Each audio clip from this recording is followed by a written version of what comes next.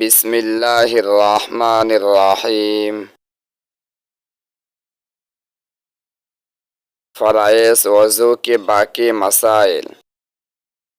অজুর ফরজ সংক্রান্ত অবশিষ্ট মাসআলা সমূহ। सवाल, धोने की हद क्या है जिसे धोना कहा सके? প্রশ্ন, যাকে ধোয়া বলা যায় তার সীমা কতটুকু?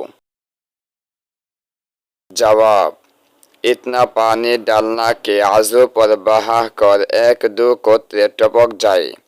धोने की अदना मुकद्दर है। उत्तर, এ পরিমাণ পানি ঢালা যাতে অঙ্গের উপর প্রবাহিত হয়ে 2-1 ফোঁটা গড়িয়ে পড়ে। একে ধোয়ার নিম্নতর পর্যায় বলা যায়। इससे कम धोना नहीं कहते। এর চাইতে কমকে ধোয়া বলা যায় না। मसलन, किसी ने हाथ भिगो कर मुंह पर फिर लिया या इस कदर थोड़ा पानी मुंह पर डाला कि वह बहा कर मुंह पर ही रह गया, टपका नहीं।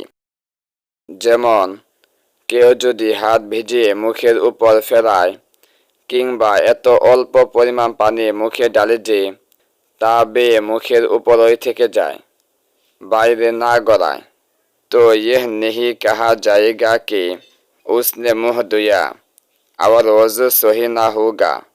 তাহলে বলা যাবে না যে সে মুখ ধুয়েছে এবং তার অজু শুদ্ধ হবে না। सवाल, जिन आज़ो का धोना वजू में फ़र्ज है उन्हें कितनी मरतबा धोने से फ़र्ज अदा होगा? প্রশ্ন, অজুতে যেসব অঙ্গ ধোয়া ফরজ সেগুলোকে কতবার ধুলে ফরজ আদায় হবে? जवाब, 1 मरतबा धोना फरज है। उत्तर, 1 बार धोआ फरज और उससे ज़्यादा 3 मरतबा तक धोना सुन्नत है। আর তার চেয়ে বেশি 3 বার ধোয়া সুন্নত। और 3 मरतबा से ज़्यादा धोना नाजायज़ और माकरूह है। আর 3 बारेर अतिरिक्त धोआ नाजायज़ ও माकरूह। सवाल, कहाँ से कहाँ तक मुँह धोना फरज है? প্রশ্ন, কোন খান থেকে কোন খান পর্যন্ত মুখ ধোয়া ফরজ? जवाब, पेशानी की बालों की जगह से थोड़े के नीचे तक। उत्तर, কপালের চুলের জায়গা থেকে থুতনি বা চিবুকের নিচ পর্যন্ত। और एक कान के लू से दूसरे कान के लू तक धोना फरज है। এবং এক কানের লতি থেকে অপর কানের লতি পর্যন্ত মুখ ধোয়া ফরজ। सवाल, जिन आज़ो का धोना फरज है उनमें से अगर थोड़े से जगह खुश्क रह जाए तो वजू दुरुस्त होगा या नहीं? প্রশ্ন, যেসব অঙ্গ ধোয়া ফরজ সেগুলোর মধ্যে যদি কোনোটির সামান্য স্থান শুকনো থেকে যায় তাহলে অজু শুদ্ধ হবে কিনা?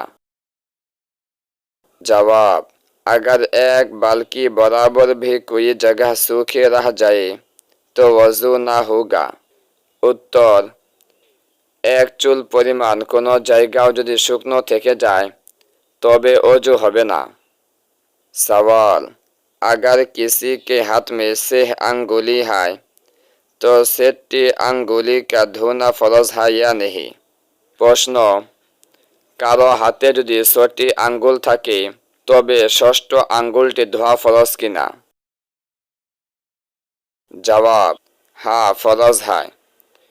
उत्तर, हाँ ताऊ फरज। और इसी तरह जो चीज़ ज़्यादा पैदा हो जाए और उन मकाम के अंदर हो जिसका धोना फरज है तो उस जायद का धोना फरज हो जाता है।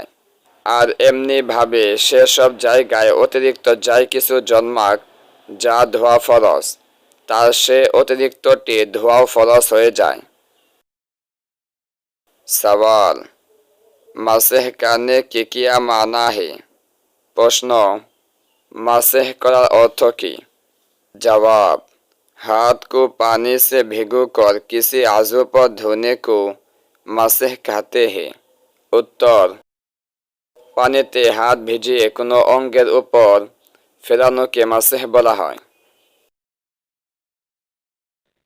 ভিডিওটি ভালো লাগলে লাইক, কমেন্ট এবং বন্ধুদের নিকট শেয়ার করতে ভুলবেন না এবং পরবর্তী ভিডিওগুলি দেখতে আমাদের চ্যানেলটি সাবস্ক্রাইব করে বেল আইকন অল প্রেস করে রাখেন।